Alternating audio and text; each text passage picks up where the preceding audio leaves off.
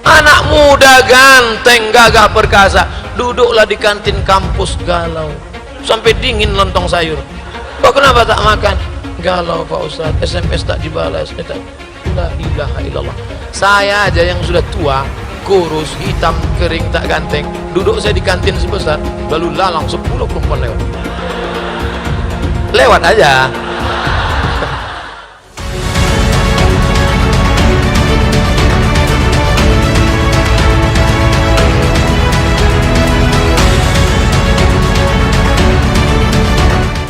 Gimana caranya menangani apabila seorang wanita saat diajak nikah tapi memberikan syarat dulu seperti tamat kuliah dulu, macam tak ada perempuan lain, kau cari perempuan lain.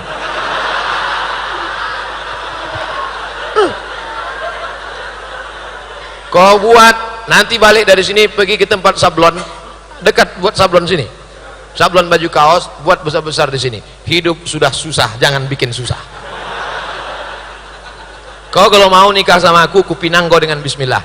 Kalau kau tak mau, bunga bukan setangkai, kumbang bukan seekor, patah tumbuh hilang berganti, hilang satu tumbuh 1000. Perempuan berserak-serak banyak-banyak. Ini banyak anak-anak muda nih otaknya sempit, macam daun kelor aja dunia dianggap. Anak muda ganteng, gagah perkasa, duduklah di kantin kampus galau, sampai dingin lontong sayur. Kok kenapa tak makan? Galau Pak Ustadz, SMS tak dibalas. La ilaha illallah. Saya aja yang sudah tua, kurus, hitam, kering, tak ganteng, duduk saya di kantin sebesar, lalu lalang 10 perempuan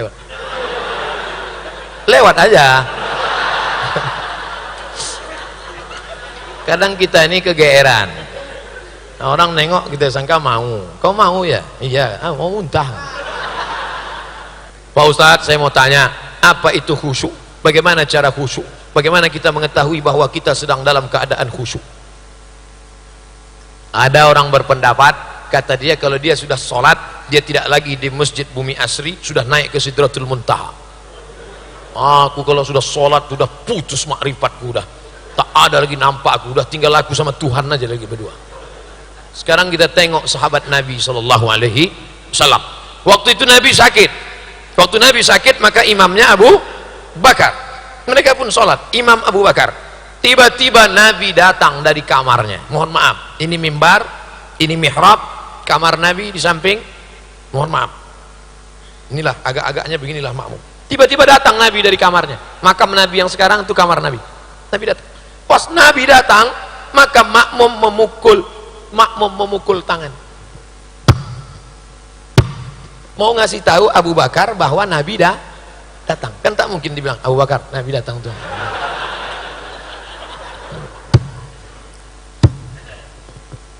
Apa pelajaran dari hadis ini? Bahwa sahabat itu sadar, bukan dia naik ke Sidratul Muntaha.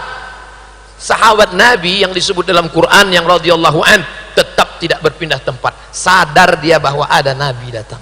Tiba-tiba orang yang baru ikut bersuluk 2 kali berzikir, oh ini Ustadz ngejek tarekat ya? Enggak, saya pengamal tarekat Naqsyabandi, saya pengamal tarekat Syattariyah, saya pengamal tarekat Syaziliyah, saya ambil sanadnya dari Syekh Muwaffaq, tapi tidak yang mengada-ngada cakap, membuat-buat. Kita ini berdasarkan ilmu, bukan kita pergi ke alam lain. Kalau ada orang ngaku aku tadi sholat tak kemana, dilarikan jin itu. Dia tetap sadar di tempatnya. Hadis yang kedua, Nabi sedang sholat jadi imam, tiba-tiba Nabi membuka selop. Waktu itu Nabi sholat pakai selop, Masjid Nabawi belum ada karpetnya, masih pasir. Nabi sholat pakai selop, dibuka Nabi selopnya. Ketika Nabi membuka sendalnya, semua makmum di belakang menengok, membuka sendalnya. Assalamualaikum warahmatullahi wabarakatuh. Assalamualaikum warahmatullahi wabarakatuh. Nabi tengok sendal berserak-serak di belakang. Lalu kata Nabi, kenapa kalian buka selop kalian? Kata sahabat, kami tengok kau buka selop, kami buka selop kami. Apa kata Nabi? Aku buka selopku karena tadi datang Jibril mengatakan selop itu ada najis. Selop kalian tak bernajis, kenapa kalian buka? Apa pelajaran dari sini? Bahwa sahabat itu tidak kehilangan kesadaran. Dia tetap menengok sendal Nabi lepas. 3. Uqtulul aswadaini fis shalah. Kalau kau sedang sholat, bunuhlah 2 yang hitam. Terus sedang sholat, bunuh 2 yang hitam. Apa yang dimaksud dua yang hitam? Al-af'a wal aqrab. Aqrab kalajengking, af'a thu'ban ular. Artinya apa? Waktu sholat mata terbuka. Coba tutup mata, tiba-tiba datang anaconda. Hah? Sholat tidak kehilangan kesadaran, tapi sholat orangnya tetap mengingat Allah. Udah jelas. Ini untuk membantah orang yang mengatakan bahwa dia khusyuk sampai hilang kesadaran. Dia tetap ingat Allah, dia tetap fokus di tempatnya, dia tetap membaca. Ustadz, sholat itu mata terbuka apa tertutup? Mata terbuka. Tapi kalau tak fokus, tak khusyuk, boleh ditutup. Nggak tahu kawan yang di depan itu kadang, makanya kalau sholat pakai baju yang tak ada tulisan. Iya, ada orang pakai baju kaos di depan, tertulis coblos nomor. Itulah mata khusyuk. Udahlah datang terlambat, ditulis pula di belakang, emang masalah buat lo. Mata khusyuk. Saya kalau ada yang model-model gitu, saya tutup mata. Lah, lalu bagaimana caranya khusyuk? Kata Syekh Ali Tantawi ada 5. Yang pertama, ketika berwudu jangan bercakap. Makanya waktu berwudu itu, saat air masuk ke mulut, makrifat hakikatnya, keluarlah dosa-dosa mulut. Hadis riwayat Ibnu Majah. Saat air menyiram muka, keluarlah dosa dari kelopak biji mata. Saat air menyiram tangan, keluarlah dosa dari celah-celah tangan. Saat air mengusap kepala, keluar dosa isi kepala, otak sampai ke lubang telinga. Saat air menyiram kaki, keluar dosa dari celah-celah kaki. Jangan sambil bercakap. Ini banyak orang sekarang sambil wudhu cakap. Nah, kan udah aku bilang sama dia, jangan. Tapi itulah datang juga, memang entah apalah maksudnya. Punya kentut juga sama dia itu. Itulah kata khusyuk. 2. Dari tempat wudhu ke tempat sholat tak boleh tasbih. Tak boleh tasbih. Tasbih itu apa? Keretak. Kalau tasbih aja tak boleh, apalagi update status. Putus kontak HP mati. Udah. Tasbih boleh, tasbih tak boleh. Tasbih. Subhanallah, subhanallah, subhanallah. Bro, gimana habis sholat terjadi kita makan sana? Subhanallah, subhanallah.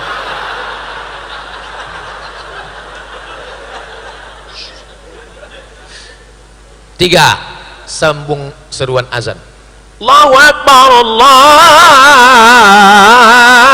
Akbar, Allahu Akbar. Siapa yang bercakap waktu azan dikumandangkan, yukhsha, dikhawatirkan matinya dalam keadaan su'ul khatimah. Begitu kata Imam Al-Hafiz Jalaluddin Abdurrahman As-Suyuti. Makanya kalau azan berkumandang diam. Itulah mengapa di Medan di mana-mana sebelum azan apa kata muazin? Innallah. Di Medan masih ada orang baca itu. Innallaha wa malaikatahu yusalluna 'alan nabi ya ayyuhalladzina amanu sallu alaihi wa sallimu taslima. Sekarang ada orang yang melarang itu. Kau jangan tambah-tambah azan. Kalau azan-azan aja, jangan kau baca-baca innallaha wa malaikatahu. Datang mahasiswa itu melapor ke saya, Ustadz, katanya tak boleh baca innallaha wa malaikatahu. Siapa melarang? RT. Oh, kalau gitu besok tak usah kau baca innallaha wa malaikatahu. Jadi pengumuman saat aku nanti azan, ku sebut nama Muhammad, berselawatlah. Kira-kira mana yang bagus? Pengumuman attention please, atau innallaha wa malaikatahu? Baguslah innallaha wa malaikatahu. Ini orang ini kaku, tak paham. Dibilangnya nambah-nambah ibadah. Itu bukan menambah ibadah, pengarahan. Sama macam sholat tarawih. Sallu salatal witri salasa rakaatin asabakumullah. Itu bukan nambah-nambah ibadah. Itu kan pemberitahuan ganti gigi dari tarawih ke witir. Karena orang di belakang banyak tak tahu. Coba kalau tak dibuat begitu, emak-emak di belakang kan nanya, Pak Imam, ini apa ini? Witir.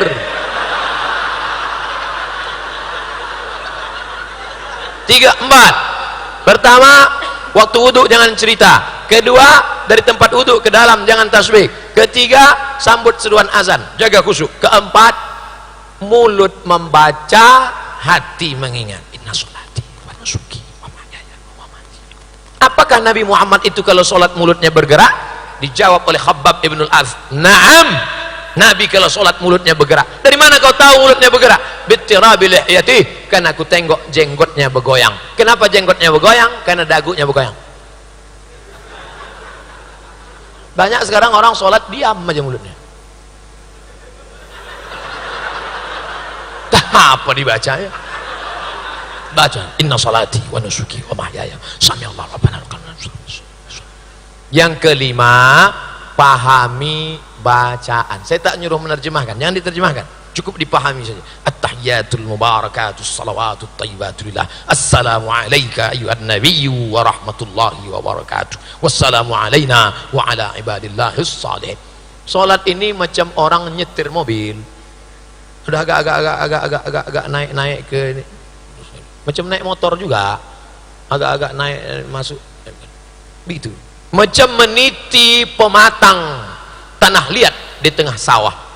Jatuh naik balik, jatuh naik. Jangan jatuh masuk kolam semua pelak nanggung ikan dalam. Bagaimana hukum menabur bunga di atas kuburan? Nabi mengambil pelepah korma, lalu dia tusukkan ke atas makam. Kenapa pelepah korma ditusukkan ke makam? Karena pelepah korma bertasbih, tasbihnya sampai ke orang yang mati, tasbihnya meringankan, tasbihnya. Itulah mengapa orang ziarah kubur baca doa, tahlil. Sedangkan tasbih pelepah korma sampai, apalagi bacaan Quran orang beriman. Tapi jangan gara-gara ini pulang dari sini bapak ambil sawit tanam di atas kubur. Kenapa kau tanam sawit di atas kubur? Sedangkan pelepah korma saja dapat pahala, apalagi sawit dan kelapa. Dan itu maksudnya. Begitu juga orang yang menyiramkan bunga itu, sebelum bunga itu kering, maka dia bertasbih. Oh kalau gitu siramkan aja lah bunga banyak-banyak Pak Ustadz. Bahwa Nabi pernah meletakkan pelepah korma basah, ya. Tapi kita jangan terlalu berharap pada tasbih tanam-tanaman, tasbih pokok kayu. Kita berharap kepada iman dan amal Apakah saya berdosa jika saya lebih mementingkan anak daripada suami? Oh, anakmu itu kan dari suamimu. Kau kasih anakmu makan, kau susukan anakmu, kau kasih dia pakaian, tapi suami kau rawat juga. Jangan sampai tidak bersikap adil. Kalau suamimu marah-marah, kenapa sejak anak ini kau kurang perhatian dengan aku? Bang, kalau kau mau perhatian full, kau cari pembantu. Aku bukan pembantu. Aku membantu kau membesarkan anak ini. Oleh sebab itu maka aslinya seorang suami menyediakan satu orang khadim untuk memasak, untuk menolong istrinya. Kalau tidak bisa, maka dia mesti berlapang dada. Jangan anak sudah banyak, do re mi fa sol la si do sol fa mi re do. Dia tetap juga macam dulu. Mengapa tidak kau layani aku seperti raja? Kalau kau mau dilayani seperti raja, buatlah aku seperti ratu. Kan begitu. Oleh sebab itu maka duduk bersama, bertukar pikiran, jangan mementingkan egonya saja. Betul? Gimana hukumnya perempuan yang rajin ibadah tapi tidak berhijab? Ada pula perempuan yang malas ibadah tapi berhijab. Ini ngetes-ngetes aja. Simple aja. Simple aja. Yang sudah berhijab, motivasilah diri beribadah. Yang sudah beribadah supaya ibadahnya full. Udah selesai. Simple kan? Hidup sudah susah, jangan bikin susah. Hidup sudah pahit, jangan minum kopi pahit. Ada pertanyaan dari IG 16301630. Assalamualaikum. Waalaikumsalam warahmatullahi wabarakatuh. Pak Ustadz mau tanya, mengkonsumsi daun ganja dijadikan sayur mayur, apa hukumnya? Kullu muskirin khamrun. Setiap yang memabukkan, apapun namanya yang memabukkan, maka dia khamar. Wa kullu muskirin haram. Maka setiap yang memabukkan itu hukumnya haram. Ganja, sabu-sabu, putau, rohibnol, kecubung, kullu muskirin haram. Setiap yang memabukkan maka dia haram. Bagaimana kalau sedikit saja? Ma askara kathiruhu faqaliluhu haram. Kalau banyaknya mabuk, maka sedikitnya pun tetap haram. Wallahu a'lam. Bagi seorang muslim belum bisa di akikah karena belum sanggup.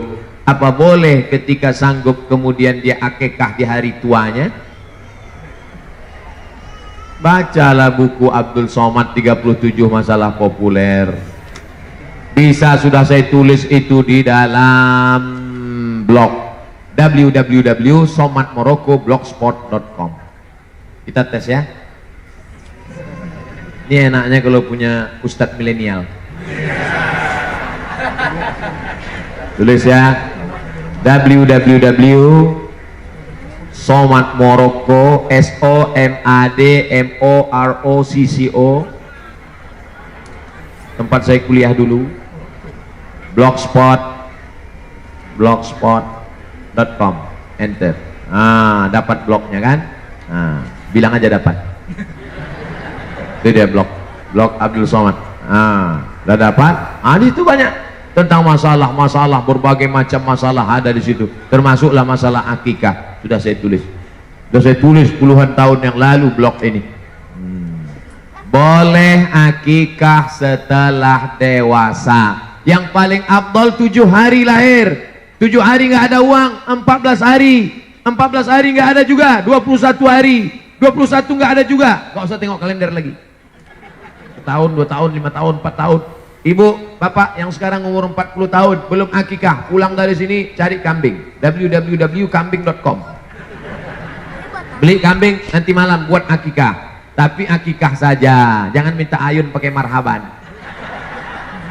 Akikah saja, rambutnya nggak perlu digundul lagi.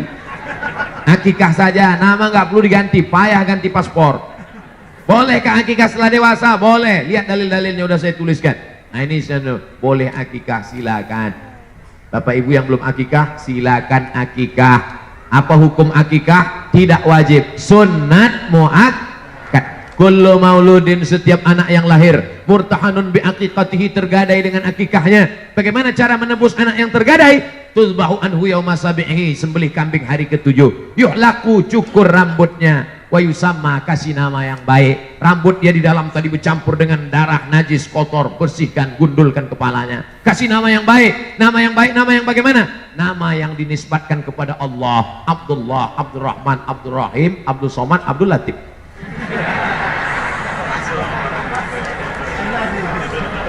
Saya zikir, kok malah tambah galau? Salah satu dari niat atau bagaimana yang lebih baik untuk cara berzikir menurut agama Islam, Pak Ustadz? Kalau bisa wudhu dulu, tapi kalau nggak bisa wudhu langsung saja zikir. Kalau mau zikirnya pakai tasbih yang 100 itu bagus. Banyak orang pergi umroh lebih lama milih tasbih daripada bertasbih. Milih tasbihnya lama, tasbih batu, tasbih kaca, tasbih koka, tasbih zaitun. Tasbihnya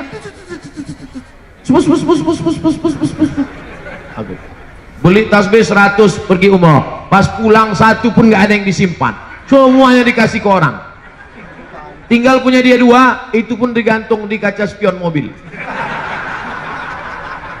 Itu alat tasbih itu supaya tasbih kita teratur, dihitung 100. Terserah, tapi saya lebih banyak bersolawat. Bersolawat. Allahumma sholli ala sayyidina Muhammad wa ala ali sayyidina Muhammad. Allahumma sholli ala sayyidina Muhammad wa ala ali sayyidina Muhammad. Allahumma sholli ala sayyidina Muhammad wa ala ali Muhammad. Mulut menyebut, hati mengingat, sikap mengagungkan. 3 caranya.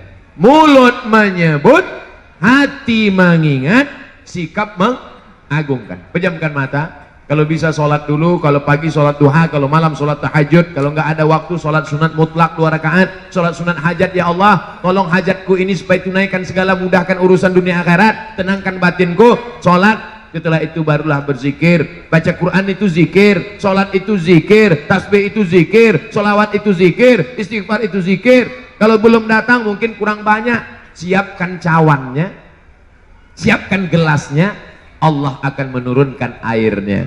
Gelas itu hati kita, air itu adalah ketenangan dari Allah. Kalau belum datang mungkin bukan Allah tidak tunaikan janji, karena Allah maha menunaikan janji. Innaka la tukhliful mi'ad. tapi mungkin cawan kita masih kotor. Kita bersihkan hati, kita mohon kepada Allah. Orang yang berserah diri kepada Allah, Allah pasti akan menolong dia. In tansurullah, kalau kau tolong agama Allah, yansurkum. Wa may yattaqillah, siapa yang bertakwa kepada Allah, siapa yang bertakwa kepada Allah, yaj'al lahu makhraja, Allah berikan dia jalan keluar dari segala problematika masalah hidupnya. Jadi jangan pernah berhenti, jangan pernah mungkin kurang syarat, kurang khusyuk. Obat saja pun yang hebat, kalau tidak cukup syarat tidak jadi obat, malah jadi penyakit. Ini ada pil kapsul dari Jerman, kalau dimakan, kalau dikonsumsi, kalau diobati anaknya insya Allah sehat. Begitu dikasih, anaknya bukan sehat, malah makin sakit. Gara-gara apa? Gara-gara salah dengar. Gimana ibu kasih obatnya? Setelah saya kasih obatnya, saya masukkan ke bubur, saya suapkan ke anak saya. Rupanya kata dokter kemarin bukan ke bubur, ke dubur.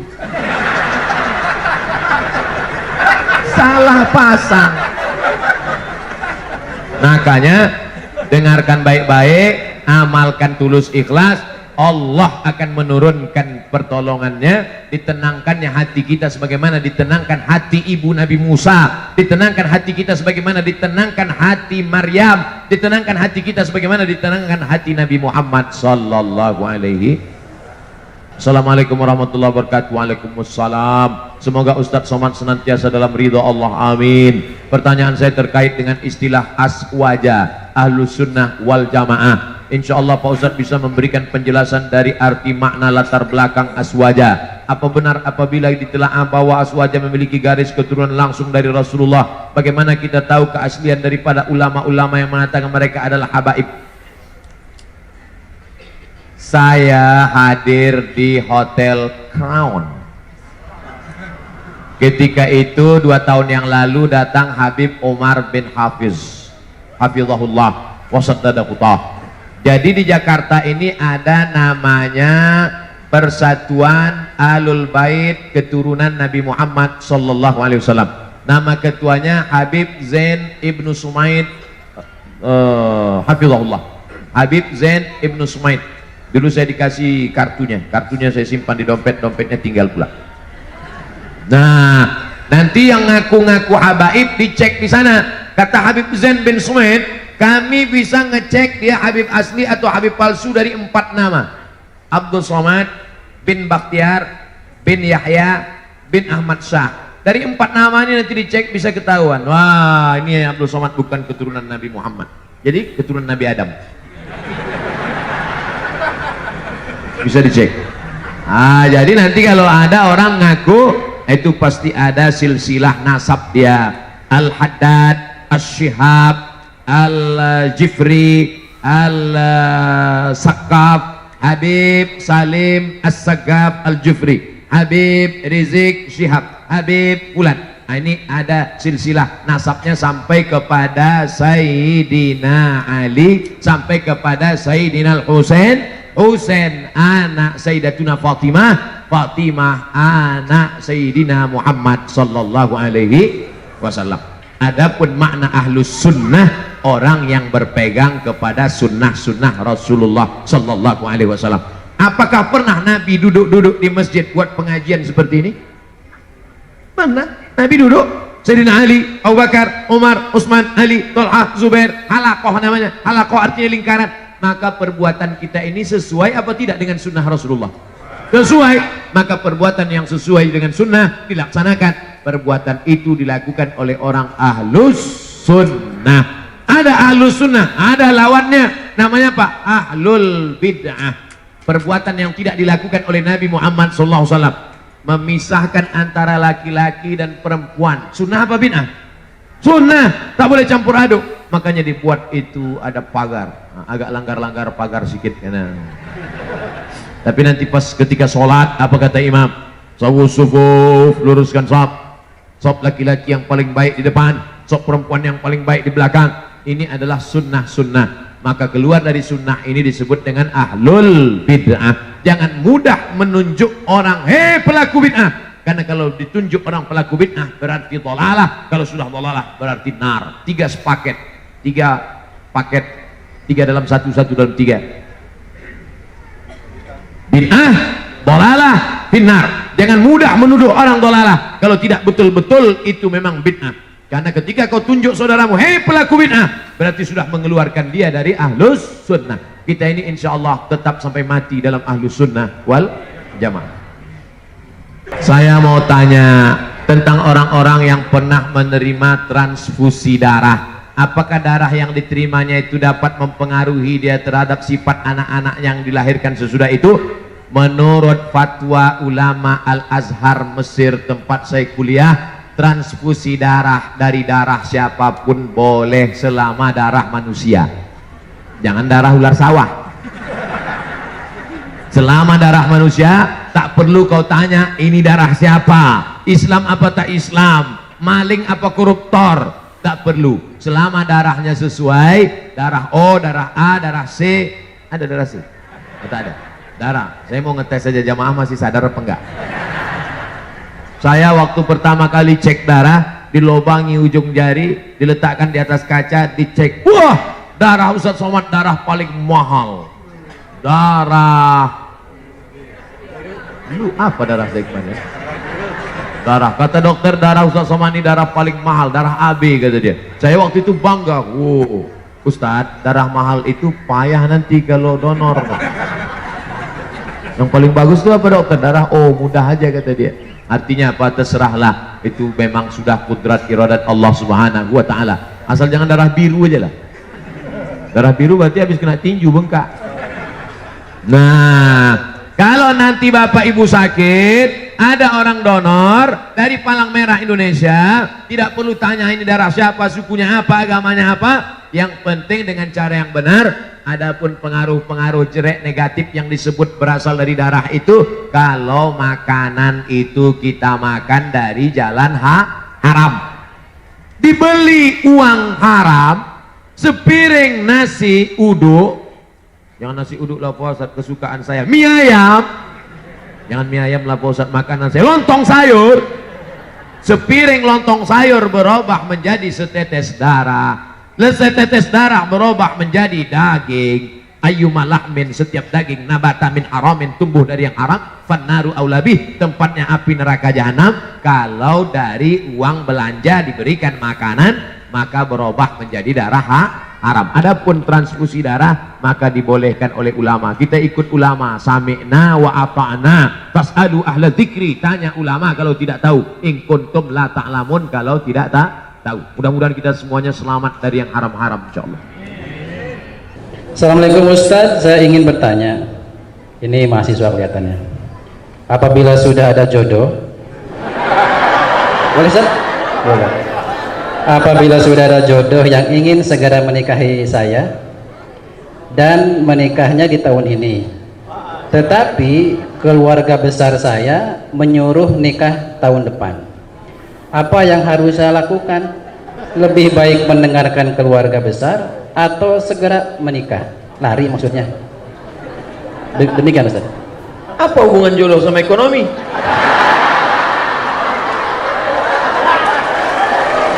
Karena jodoh terkendala disebabkan oleh ekonomi. Banyak yang ngaku. Jadi ekonomi ini menggantung kepada segala aspek. Ibadah menjadi khusyuk karena ekonomi. Ceramah menjadi khusyuk. Kenapa saya ceramah di tazkiyah ini khusyuk? Ekonominya bagus, AC-nya kencang. Coba kalau di tempat lain berkipas aja lah. Ekonomi Islam adalah. Tapi di sini masya Allah, di sudut-sudut ada AC. Hebat. Hebatnya lagi AC-nya nggak kelihatan karena dimasukkan ke dalam dinding. Biasa. Kenapa acara ini bisa diliput di seluruh dunia, bisa melihat? Karena ekonominya mapan, kameranya besar-besar. Di tempat lain saya ceramah, sini nggak ada kamera, walaupun nggak semuanya hidup. Artinya ekonomi ini. Nah, manis tata'a minkumul ba'ah. Coba tengok hadisnya. Manis tata'a minkumul ba'ah. Siapa di antara kamu yang ba'ah? Apa kata syarah? syarih penjelas hadis. Al-ba'ata al-qudratu, makna al-ba'ah mampu secara apa? Mampu secara keilmuan, mampu secara finansial. Man istata'a minkumul ba'ata, siapa di antara kamu yang sudah mampu menikah, falyatazawwaj fa innahu aghaddu lil basar, karena menikah itu menundukkan pandangan, wa ahsanu lil farj, menjaga kemaluan. Faman lam yastati', siapa yang tak sanggup, fa alaihi bis-shaum, banyak-banyak puasa. Jadi adik-adik mahasiswa yang belum mampu menikah, kalian puasa aja dulu. Puasa. Kalau puasa kalian nafsu ada, tenaga tak ada. Lemes ya. Jadi bawaannya mau mati aja.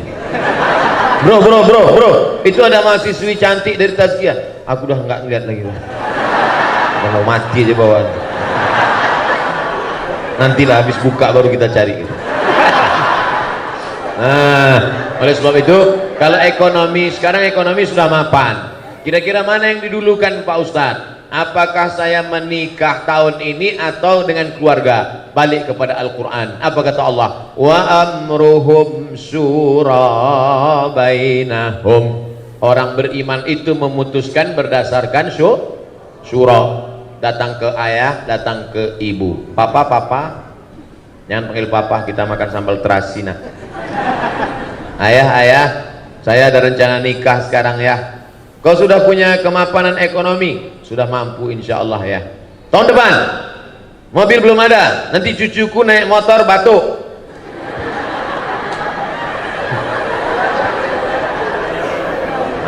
Ini apa kata Allah? Iyakunu fuqara. Kalau calon mantumu itu fuqara, miskin, yughnihimullah, Allah yang akan membuat dia kaya. Nanti datang ke dia, kamu mau minang anak saya? Iya Pak. Datang aja naik Grab.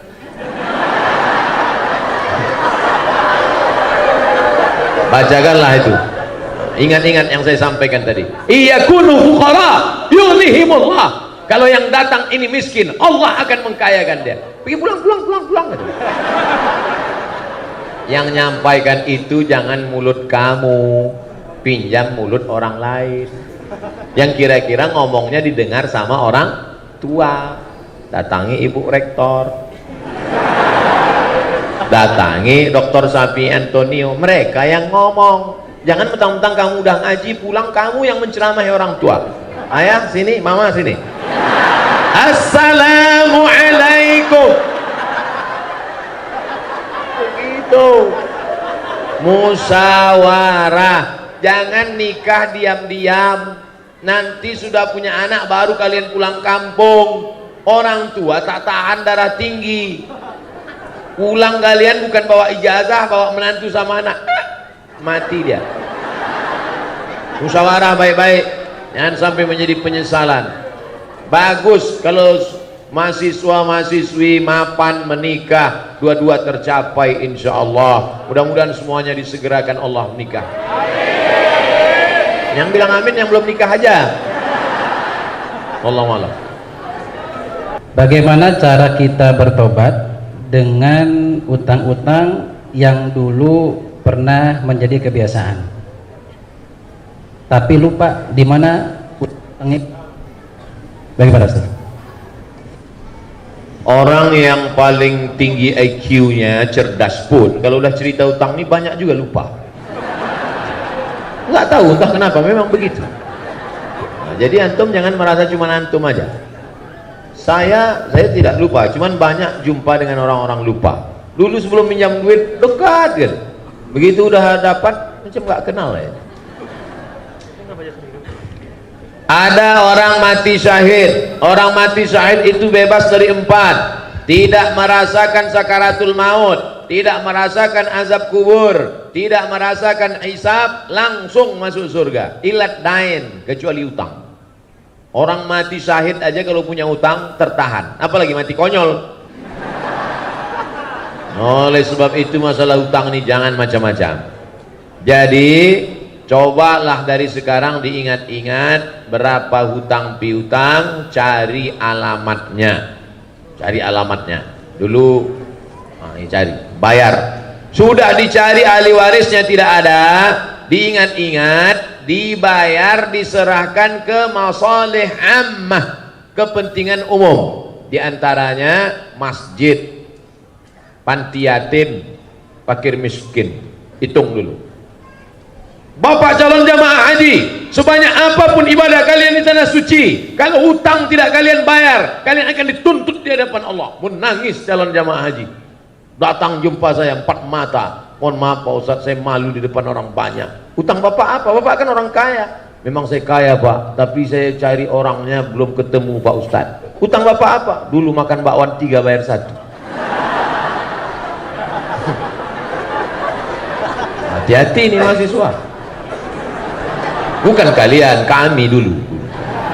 Nah, hitunglah bayar. Oleh sebab itu maka cari bayar, kalau tidak ketemu maka dihitung ekuivalen berapa itu, lalu kemudian diserahkan ke masalih ammah, kepentingan umum untuk umat, serahkan ke masjid. Assalamualaikum Pak Ketua Masjid, ya ini ada uang. Uang apa nih Dek? Terima aja lah Pak, yang tanya-tanya. Jadi nggak perlu akad. Saya bayarkan akad utang Mbak Wan selama 3 tahun SMP tunai, nggak perlu. Wallahu a'lam.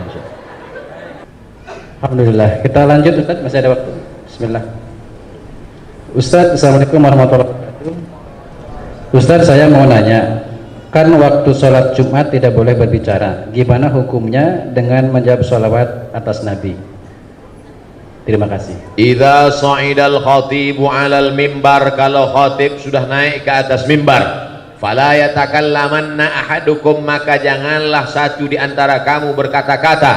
Idza qulta li sahibika ansit, kalau kau katakan kepada orang di sebelahmu, faqad laghauta, maka kau sudah melakukan perbuatan lagha. Wa man lagha fala jum'ata lah, siapa yang melakukan perbuatan lagha maka tiada Jumatlah baginya. Diam, tiada Jumat baginya. Adapun khatib mengatakan, marilah kita berselawat kepada Nabi, Allahumma sholli ala Sayyidina Muhammad. Apakah lagha? Tidak, karena dia sedang berdoa kepada Allah, memohonkan selawat untuk Nabi Muhammad sallallahu alaihi wasallam. Seandainya berdiri salah satu dari jamaah itu, jamaah sholat Jumat berdiri, lalu dia ngomong ke khatib, Pak Khatib, cepetan dikit dong, nih kimi kelas di tasbih udah mau masuk nih. Apakah batal khutbah Jumat? Tidak. Mana dalilnya? Karena Nabi pernah khutbah, tiba-tiba datang orang Arab Badui ke pintu Masjid Nabawi. Apa kata dia? Ya Muhammad, halakatil amwal. Wahai Muhammad sallallahu alaihi wasallam, kampung kami sudah hancur, tanam-tanaman mati kering kerontang, onta-onta mati tidak minum, tolong berdoa kepada Allah. Apakah Nabi waktu itu ngomong batal sholat Jumat? Nah, Nabi angkat tangan. Nabi angkat tangan, apa kata Nabi? Aghithna, aghithna, aghithna. Itulah yang disebut dengan istisqa dalam khutbah Jumat. Nabi justru berdoa, minta supaya turun hujan. Selesai sholat Jumat, pulang sahabat, basah halaman Masjid Nabawi. Begitulah hebatnya doa Nabi SAW. Jadi yang membatalkan itu kalau berkata-kata sesama jamaah. Adapun jamaah berdoa, jamaah ngomong ke khotib, atau sebaliknya, khotibnya ngomong ke jamaah, apakah batal khutbah? Tidak. Nabi sedang khutbah, tiba-tiba ada seorang laki-laki datang, langsung duduk. Apa kata Nabi? Qum, berdiri, berdiri, berdiri kata Nabi. Nabi suruh dia sholat 2 rakaat. Andai saya sedang khutbah, tiba-tiba datang seorang laki-laki duduk, saya suruh dia berdiri, berdiri. Saya belum pernah lagi. Qum, berdiri sholat. Makanya kalau adik-adik terlambat, jangan langsung duduk waktu sholat Jumat, tetap sholat 2 rakaat. Tapi janganlah sholatnya di depan khotib. Ini udah terlambat, bikinlah ke pinggir-pinggir sana. Ini udah terlambat di depan khotib. Allah, pakai baju kaos, tulis ini, emang masalah buat Allah. Wallahualam. Waalaikumsalam. Ustadz, ini ada lagi. Ustadz, saya mahasiswi semester 5. Cita-cita saya meninggal husnul khotimah. Subhanallah. Tetapi hobi saya berbuat maksiat. Enggak linear. Ingin mati tapi maksiat. Jujur jujur saya selalu menyadari perbuatan saya, perbuatan yang salah, bahkan saya sering menangisinya.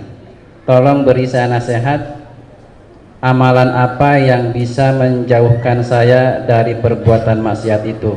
Saya sudah bosan menangis atas dosa-dosa saya. Gitu Ustaz. Berdosa itu semua orang tahu, tapi penyebab apa membuat engkau berdosa, engkau mesti tahu. Dosa apa yang kau lakukan dan mengapa engkau berdosa, mesti tahu. Sehingga mudah kita mencarikan obatnya. Itulah gunanya kita diperiksa dulu sama dokter di USG, itu USG hamil, di scan supaya dipastikan apakah dia usus buntu atau cancer, supaya jelas. Maka jangan sampai salah obat. Salah obat nanti jadi penyakit, racun. Oleh sebab itu maka diketahui dulu penyakitnya apa. Ini pertanyaannya umum, maka saya jawab secara umum. Pak Ustadz, saya bergelimang dosa. Dosamu apa? Penyebabnya apa? Dosa saya ini karena sebabnya ini. Cepat atasi. Dosa ini penyebabnya ini. Obatnya ini, atasi ini. Karena secara umum biasanya dosa hinggap kalau kita selalu sering sendirian. Maka jangan sendirian. Harus berjamaah. Buat komunitas. Saya senang anak-anak muda ini punya komunitas-komunitas. Saya banyak jumpa komunitas. Kamu dari komunitas mana? Saya dari komunitas jombloan fisabilillah Pak Ustadz. Mantap. Kamu komunitas mana? Saya komunitas petato tobat Pak Ustadz. Mana tatomu nggak kelihatan? Nih, ada satu titik. Kamu komunitas mana? Saya dari komunitas subuhan berjamaah Pak Ustadz. Bagus. Nah, jadi yang pertama jangan sendiri, jangan pernah sendiri. Sekarang ini komunitas tazkiyah. Nanti pulang ke kos-kosan, mulai setan mendekat. Maka di komunitas kos-kosan juga cari komunitas kos-kosan yang islami. Saya dapat berita katanya di sekitar Bogor tazkiyah punya tempat tinggal yang islami. Betul tuh. Nah ini terjaga dia. Nanti di grup juga, di grup itu juga ada grup-grup yang menjaga kita. Kalau berada di grup yang buat maksiat keluar. Kamu coba lihat grup-grupnya, pasti cek grup homo. Ngapain kau di dalam?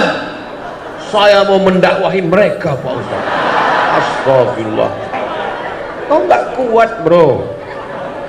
Belum tentu kuat. Nanti kalau sudah kuat baru. Jadi kalau ada grup yang kira-kira menyelamatkan kita. Jadi yang pertama menyelamatkan diri ini adalah pertama taubat nasuha, mandi taubat. Setelah itu berjamaah buat komunitas. Setelah itu istiqomah.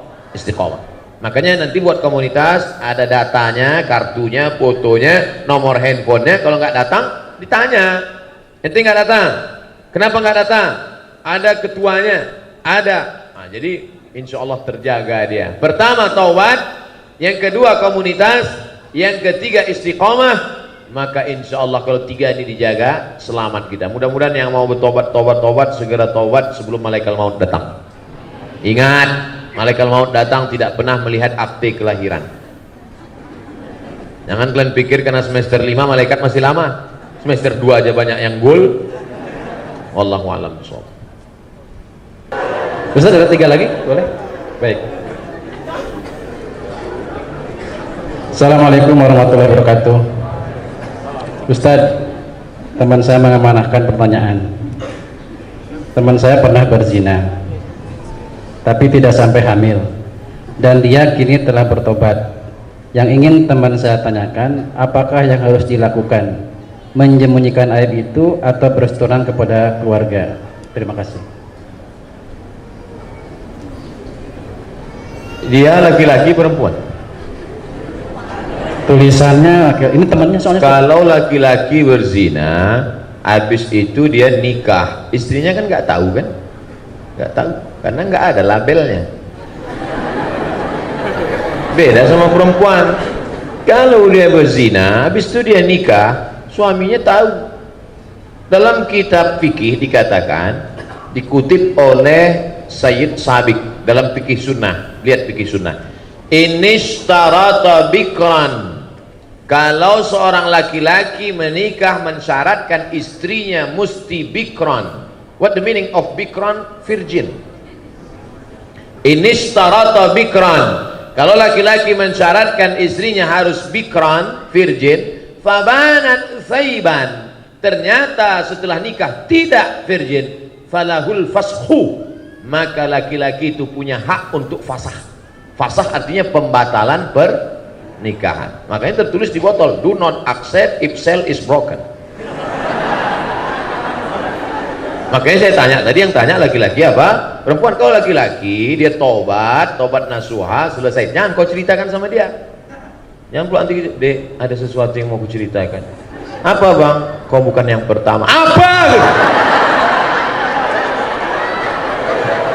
Tapi kalau perempuan kau harus cerita, karena kalau tidak nanti ini bahaya. Cuman menanyanya jangan langsung pancing-pancing dia dulu. Pancing dia, Mas, ya, apa sih arti keperawanan bagimu? Terus dia bilang, alah, nggak ada. Aku pun nggak perjaga, katanya. Apa?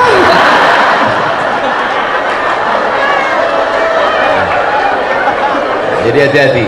Kalau memang dia siap menerima, lanjutkan. Tapi kalau tidak, itu nanti bisa menjadi fasah namanya. Apa namanya?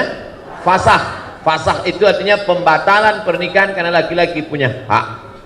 Ini hati-hati perempuan. Mudah-mudahan Allah menjaga kehormatan anak-anakku sekalian. Amin ya Allah. Apa hukum bagi anak yang memarahi ibunya karena melarang agar melawan? Apa hukumnya bagi anak yang memarahi ibunya karena melarang ibunya agar jangan melawan bapaknya?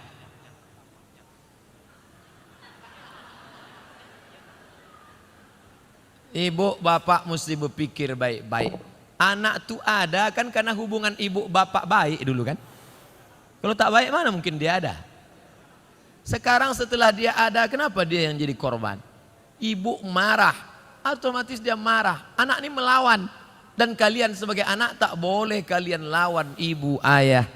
Tak boleh. Walaupun dia kafir, tak boleh. Wa in jahadaka, kalau bapak ibumu memaksamu ala an tusyrika bi, mempersekutukan Allah, fala tuti'huma, jangan kau ikuti. Tapi untuk melawan tak boleh. Wa sahibhuma fid dunya ma'rufa, tetaplah berbakti kepada orang tua. Jangan mentang-mentang udah ngaji, balik dari sini panggil mak. Mak, sini. Assalamualaikum. Kan begitu caranya. Tapi dengan cara yang santun. Tapi dia nyuruh saya melawan ayah saya, Pak Ustadz. Cari nenek mama, cari walim ulama. Ibu kamu tuh suka ngajinya sama siapa? Oh, dia sama ngaji sama Ustadz Jel Fatullah. Aku kasih tahu, Ustadz Jel tolong ceramahi. Ustadz Somad menyabui Ustadz Jel, apa hubungan Ustadz? Itu kakak kelas saya. Kakak kelas saya. Banyak orang yang tersentuh hati mendengar ceramah Ustadz Jel. Oh, dengan Ustadz Jel dia tak mau. Sama siapa? Dia maunya dengan Dr. Eka Putra Wirman. Itu kakak kelas saya juga dulu di Maroko. Dengan Ustadz Eka. Dengan doktor, Pak Rektor Win. Oh, maunya dengan Ustadz Fulan. Dia dengan Ustadz tak mau. Maunya dengan nenek mama. Dengan tokoh adat. Dengan tokoh masyarakat. Pokoknya cakap siapa yang dia dengar. Insya Allah. Begitu. Bukan kita yang melawan. Karena melawan orang tua ini luar biasa. Mudah-mudahan kita termasuk anak-anak yang berbakti pada orang tua, insya Allah.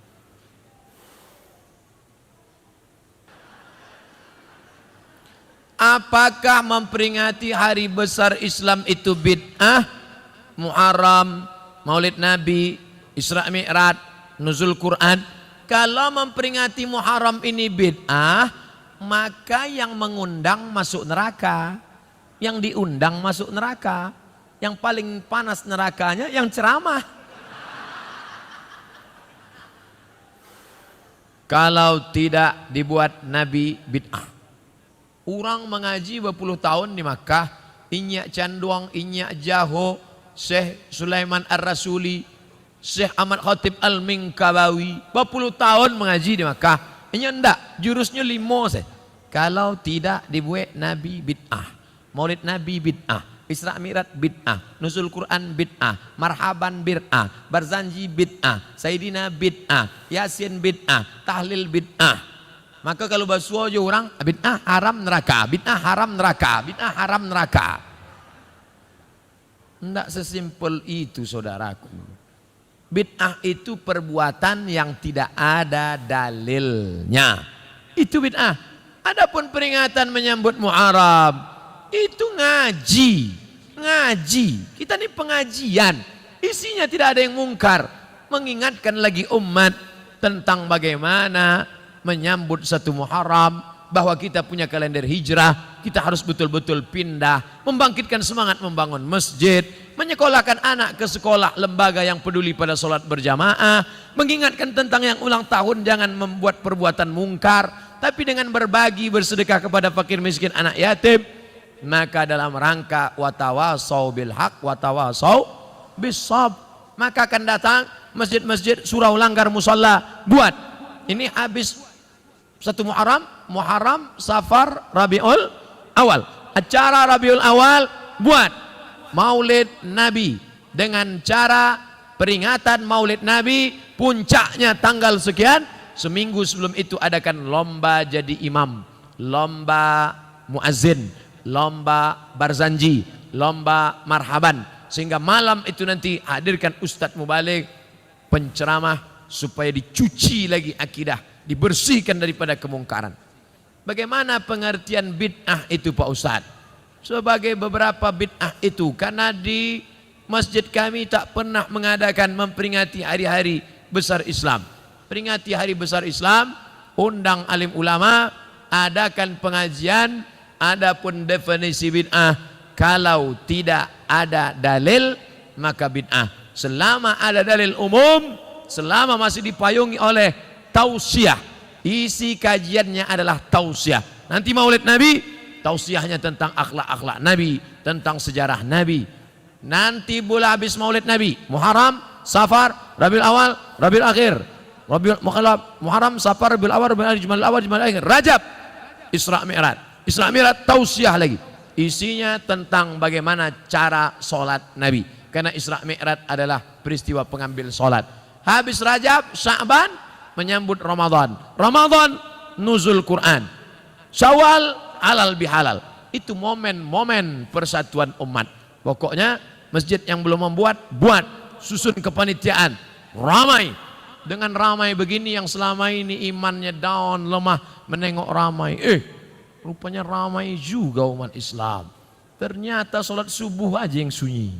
Kalau tablik akbar ramai juga.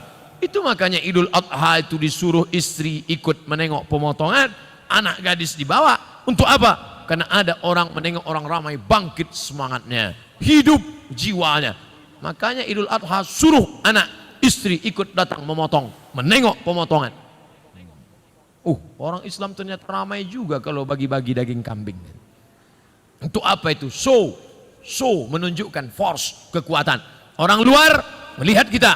Ini kalau video ini di share, tunjukkan bagaimana yang di luar sana menonton lewat layar, share ke seluruh Indonesia, share ke seluruh dunia. Orang berpikir dua kali, jangan usir Ustadz Somad. Itu datang nanti pasukannya dari bumi Minangkabau. Jangan macam-macam dengan orang Minang. Kemana bumi dipijak, di situ awak membuka rumah makan. Di setiap penjuru negeri ini ada rumah makan Minangkabau. Macam-macam mereka. Saya ceramah di Sydney, di Australia, diajak makan di rumah makan orang awak Minangkabau. Gebu Minang di Sydney. Duduk saya. Ustadz Somad, senyum-senyum. Ya, ambolah lama di Australia. Labara tahun Pak, 35 tahun di Siko Ustadz. Orang kita di mana-mana ada berada. Oleh sebab itu maka ini adalah syiar kekuatan. Bangkitkan semangat. Saya sudah ceramah 1 jam 30 menit, 90 menit. Anak-anak muda dari tadi tetap tegak berdiri. Bayangkan itu. Pahalanya mudah-mudahan berlipat ganda insyaallah. Yang tegak berdiri pahalanya 2 kali lipat daripada yang duduk. Begitu cara menyenangkan hati orang yang berdiri-berdiri. Menurut syariat, wanita hamil di luar nikah tak boleh nikah sampai wanita itu melahirkan. Tapi di saat sekarang banyak wanita hamil di luar nikah langsung dinikahkan. Bagaimana solusinya Pak Ustadz? Baca kitab Al-Fiqhul Islami wa Adillatuh Syekh Wahbah Zuhaili. Nama kitabnya Al-Fiqhul Islami wa Adillatuh, dicetak oleh Gema Insani Press Jakarta, sudah terjemah ke bahasa Indonesia, panjangnya 1 meter, harganya 1.800.000. Di sana disebutkan perempuan kalau hamil menikah, nikahnya sah. Dengan syarat memang laki-laki itu yang menghamilinya, maka nikahnya sah. Maka kalau ada Pak Kua menikahkan perempuan hamil, nikahnya sah. Maka Pak Kua tak perlu tanya, udah berapa bulan? Yang bertanya itu dokter. Pak Kua tak perlu nanya. Nanti cirinya yang model perempuan hamil itu, mertuanya dari cara manggilnya udah lain. Kalau yang belum hamil itu nanya, hai menantuku. Nah, gitu dia. Hei. Nah, itu tanda-tanda tuh. Aku terima ini tuna. Hei. Yang sekolah ya. Nikahnya sah, tidak perlu diulang. Anak lahir tak perlu diulang. Tapi efek akibat dari pernikahan itu muncul 4 masalah. Yang pertama, anak itu nanti kalau lahir tidak bisa pakai bin bapaknya. Jadi pakai bin apa? Terserahlah. Bin kardus, bin botol. 2, kalau anak pertama lahir laki-laki, lahir anak nan kedua padusi, perempuan, nanti anak nan pertama iko indak bisa mawalikan nikah adiaknya. De apo de inyo sudah saudara sama, saudara sama ndak bisa jadi wali. 3, kalau si bapak mati, si anak ndak dapat harta warisan, de ndak ada hubungan nasab. Nang keampe, kalau si anak nan pertama anak gadis cantik jelita dipinang oleh laki-laki, si bapak tak bisa menjadi wali karena tak ada hubungan nasab. Walinya siapa? Walinya wali hakim Pak Kua. Apa salah saya Pak Ustadz? Ini anak saya. Rambutnya, darahnya, DNA sudah periksa di Singapura. Ini anak saya. DNA nggak laku mas bro. Salah saya apa? Kamu mencoblos sebelum hari H.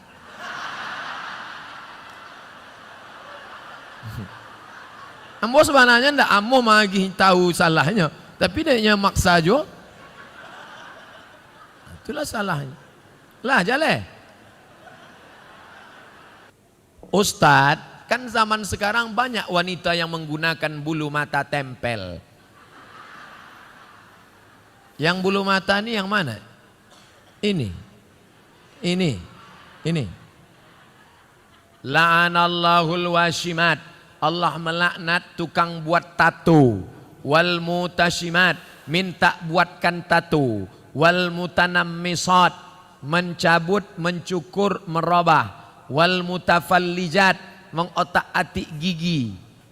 Kalau giginya memang tak layak, boleh. Ada kalau senyum dia 3 hari kita tak bisa tidur. Itu boleh, dia bawa ke dentis, boleh. Tapi yang sudah layak, banyak sekarang orang sudah layak, bagus, di otak-atik. Dipakai dulu kawat jemuran, sekarang untuk gigi. Pakai warna-warni lagi. Senin hijau, Rabu ungu, Kamis pink. Kalau jumpa, otak-atik tak boleh. Plastik semua. Sampai ini pun plastik. Lentik plastik. Ada orang bakar sampah, layu. Tak usah. Kau cantik bukan karena plastik itu, tapi kau cantik karena kecantikan dari dalam. Bahasa awaknya apa? Inner beauty. Karena cahaya tahajudmu, karena munajatmu kepada Allah Subhanahu wa taala. Menyambung rambut Pak Ustadz, Allah melaknat yang menyambung rambut. Tapi saya kena penyakit Pak Ustadz, gugur semua, gundul. Kan saya tak nampak. Suami saya melihat Pak Ustadz, kasih tahu dia, bang, ini takdir dari Allah. Walaupun aku gundul, kau terimalah apa adanya. Aku tak pernah request. Kata suami, apapun adanya dirimu, ku terima engkau Adinda. Karena yang berambut sudah ada satu lagi.